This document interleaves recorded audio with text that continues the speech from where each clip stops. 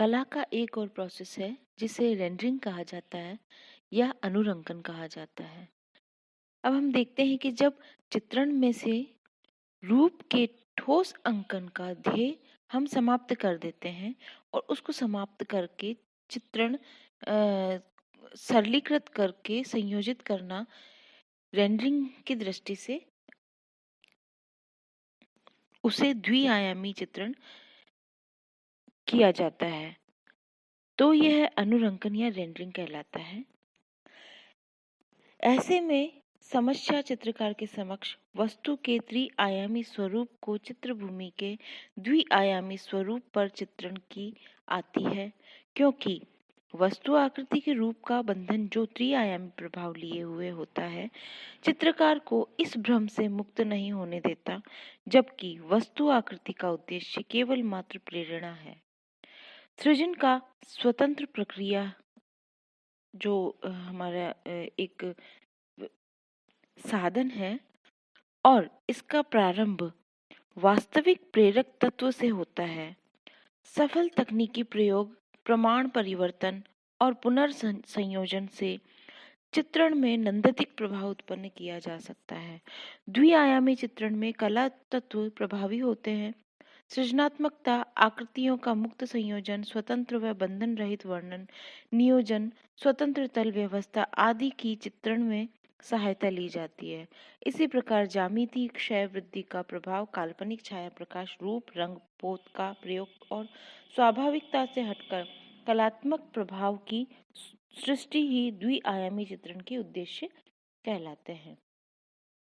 वास्तविक अंकन के बंधन से मुक्त होकर स्वतंत्र अभिव्यक्ति और कलात्मक रूप सृजन इसके प्रमुख तत्व है।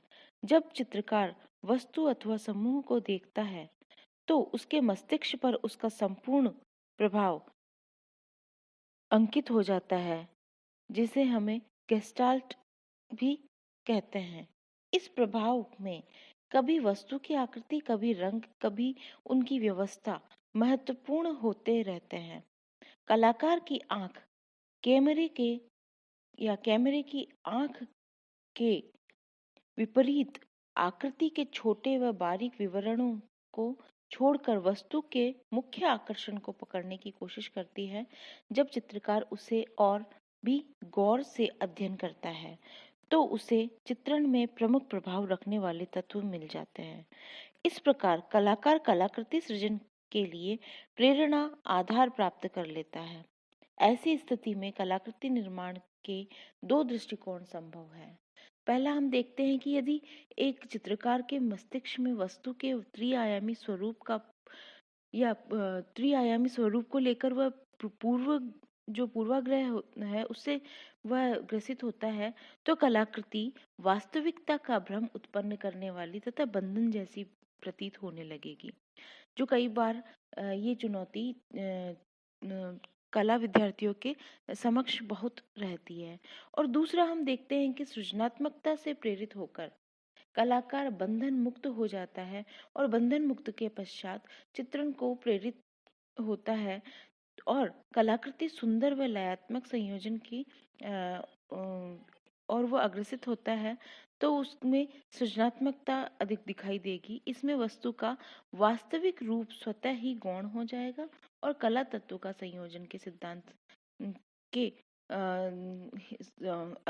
अनुरूप ही वह चित्रित होगा। इसी प्रकार त्रिआयामी प्रभाव के जो मुक्ति है, त्रिआयामी प्रभाव से जो हमारी मुक्ति है, उसके क्या क्या हम उपाय देख सकते हैं। तो हम देखेंगे कि जो भी आकृति का त्रिआयामी वास्तविक रूप मनुष्य के मस्तिष्क को हम बांध देता है या आबद्ध कर देता है और मनुष्य या कला विद्यार्थी है वो उससे मुक्त नहीं होते हैं। अतः इस त्रिआयामी प्रभाव मुक्ति के लिए निष्ठा और निरंतर अभ्यास की बहुत जरूरत होती है। और दूसरा हम देखते हैं कि त्रिआयामी वस्तु चित्रण का अनुभव जो है और सतत अध्ययन कला तत्वों और सिद्धांतों के आधार पर अनुरंगन अथवा द्विआयामी चित्रण के निरंतर अभ्यास व विभिन्न नवीन प्रयोगों के माध्यम से ही संभव हो सकता है। और हम देखते हैं कि त्रिआयामी प्रभाव उत्पन्न करने वाले तत्वों की सौदेश्यपूर्ण व सचेतन अवहेलना करने के निम्न उपाय हमारे लिए उपयोगी हो सकते। पहला हम देखेंगे कि जो भी कोई वस्तु है, उसका समूह, वस्तु का समूह की प्रत्येक आकृति को हम पृथक पृथक रेखांकन करने के उपरांत उसमें जो भी स्थानीय रंग है, लोकल कलर, जैसे बच्चे भरते हैं किसी चित्र में रंग, उस प्रकार के भर दिए जाएं। और उसके बाद उनकी जो सीमा रेखा है उसको भी कैंची की सहायता से काट लें। एक माध्यम ये हो सकता है। और दूसरा, हम देखते हैं कि कोई भी चित्रभूमि को तल विभाजन के नियमों द्वारा उचित प्रकार से विभाजन कर या विभाजित कर उसकी पृष्ठभूमि और अग्रभूमि में रंग भर दिया जाए। तो एक माध्यम यह भी हो सकता है। एक और है जिसमें हम देखेंगे कि वस्तु आकृतियों पहले से ही काटी गई जो है, उनको, जो हमने पहले काट लिए उन्हीं को हम ले लें वापस और उनको चित्रभूमि पर अलग अलग तरीके से संयोजित करें। संजोने का ये क्रम सामने रखें, वस्तु समूह से भिन्न भी वो लगेगा। आकृतियों को अलग अलग कटी होने के कारण संयोजन के विभिन्न प्रयोग हम उस पर आसानी से कर सकते हैं। आप ये भी कर सकते हैं एग्जाम्पल। एक और आइडिया है जिसमें हम देखेंगे कि आकृतियों को संजोने के उपरांत रेखाओं, रंगों व टेक्सचर आदि के प्रयोग से चित्र को पूर्ण कर दें। तो अनुरंगन का एक ये भी माध्यम है जिससे हम त्रिआयामी जो बंधन है उससे हम मुक्त हो सकते हैं। उपयुक्त जो प्रयोग है उनके अतिरिक्त भी विभिन्न वस्तुओं को काट कर, सुखा कर, छील कर आदि खाने के उपरांत शेष भाग को चित्रित करने से अनेक प्रकार के नवीन अनुभव प्राप्त किए जा सकते हैं। जैसे हमने किसी भी फल की बात कर ली, कोई सेब रखा है हमारे सामने जो कि त्रिआयामी है, उसको हमने कट कर लिया और उसके अंदर का हिस्सा है हमने उसकी ड्राइंग बना ली। या फिर हमने किसी को छील के अंदर का उसका डिसेक्शन करके हमने देखा कि अंदर क्या है, उन चीज़ों को टेक्सचर के रूप में ले लिया। तो ये सब कुछ त्रिआयामी प्रभाव से मुक्ति और नया नया विजन देने का एक माध्यम हो जाएगा। त्रिआयामी प्रभाव को दिखाने के लिए या तो वस्तु के ठोसपन को दिखाने के लिए स्थितिजन्य लघुता या फोरशॉर्टनिंग, दूरीगत प्रभाव, क्षय वृद्धि, छाया प्रकाश के प्रभाव प्रमुख होते हैं।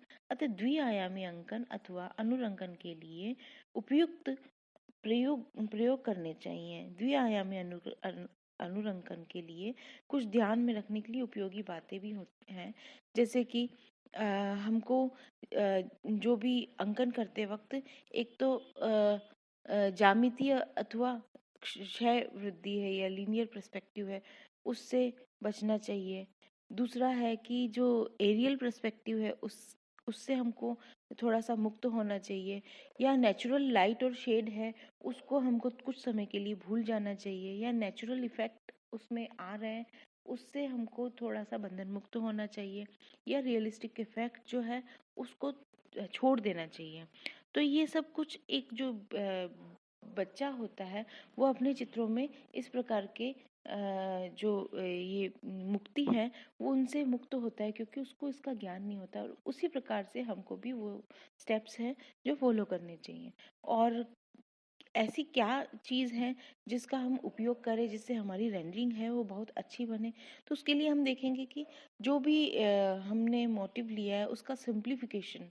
दूसरा है हम फ्री आकार बनाएं और वो आकार भी इमेजिनेटिव ज़्यादा हों। तीसरा हम देखेंगे कि स्वतंत्र व कलात्मक वर्ण नियोजन, जैसे वास्तविक रंगों के स्थान पर चित्रोपम रंगों का उपयोग कर लें अपने अनुसार। तो ये सब कुछ उसके अनुरंगन के माध्यम हो सकते हैं, जिसमें हम कुछ आधार ले सकते हैं। जैसे फूल पत्ती के चित्रण के द्वारा या वस्तु आकृति बनाएंगे तो उनको नीचे जमीन पे रख के बना लो, उसके जो गुण दोष है उस पे ध्यान न दें। या बेलनाकार गोलाकार जो आकृति है उनके भांति हम उनको सिंप्लीफाई कर दें। जैसे एक चाय का कप रखा है उसको हमने फ्रंट से देखा है, उसका हमको अनुरंगन करना है तो कप को या तो पलट दीजिए या हम खड़े होकर उसको ऊपर से टॉप से देखेंगे तो सिर्फ सर्कल दिखाई देगा। यह समूह चित्रण की हम बात करते हैं तो उसमें जो भी वस्तु के रंग योजना है उसके आधार पर उसको डिवाइड कर लें। इस प्रकार के बहुत सारे चित्र में हम तल विभाजन, तल व्यवस्था, प्रवाह युक्त रेखांकन, वर्ण सामंजस्य, संतुलन, इन सब के द्वारा हम उसको सिंप्लीफाई कर दें, रंग संयोजन के द्वारा हम सिंप्लीफाई कर दें तो एक अच्छा और आकर्षक अनुरंगन हमारे सामने दिखाई देगा। हम देखेंगे कि कलाकृति में कुशल चित्रकार उसमें कलात्मक गुणों की अभिवृद्धि करता है। अंकन में जहाँ बंधन में बंधा होता है, वहीं अनुरंगन में बंधन से वह मुक्त हो जाता है। सृजन क्षमता का सदुपयोग वह कर सकता है और अपने इमेजिनेशन से वह नई कृतियां भी रच सकता है। इसलिए चित्रकला में इसकी बहुत अधिक आवश्यकता होती है, जिससे सृजनात्मक प्रभाव की पूर्णता हमें प्राप्त हो जाती है।